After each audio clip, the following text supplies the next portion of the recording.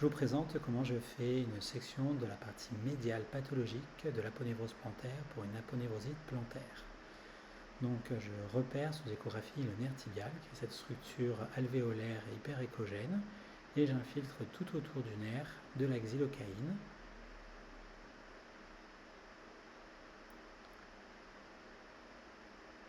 Voilà. Donc tout le nerf est bien infiltré, et maintenant donc, je mets les 20 ml de xylocaïne. Je remets le patient sur le dos et je vais repérer l'aponévrose plantaire qui est cette structure fibrillaire. Et je vais mettre encore un petit peu de xylocaïne pour terminer l'anesthésie et aussi afin d'écarter les structures qui seraient au-dessus et en dessous. Donc plus en superficie on a le coussin graisseux et plus en profondeur on a les muscles et une branche du nerf tibial. Voilà.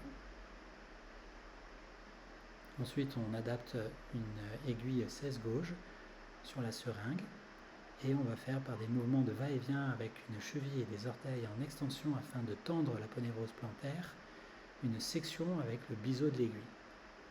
Et on va aller comme cela en commençant par la partie médiale jusqu'à la partie latérale qui fait moins de 4,5 mm de diamètre, donc qui est a priori saine. Donc là, je repère donc bien que le biseau de l'aiguille passe bien de superficie en profondeur. Voilà, je mesure et c'est bon.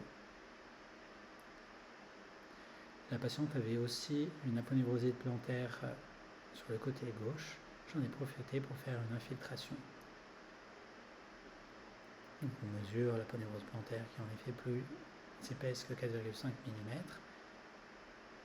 Je fais une anesthésie locale autour de l'aponévrose plantaire et je le fais dans le plan transverse. Ça permet donc d'être sûr de ne pas injecter ni la xylocaïne ni le diprostène dans l'aponévrose plantaire pour éviter les ruptures secondaires. Voilà. Et donc là on va mettre du diprostène en profondeur, on voit les bulles, et en superficie et on va voir les bulles. Et voilà, c'est terminé, l'intervention est très rapide.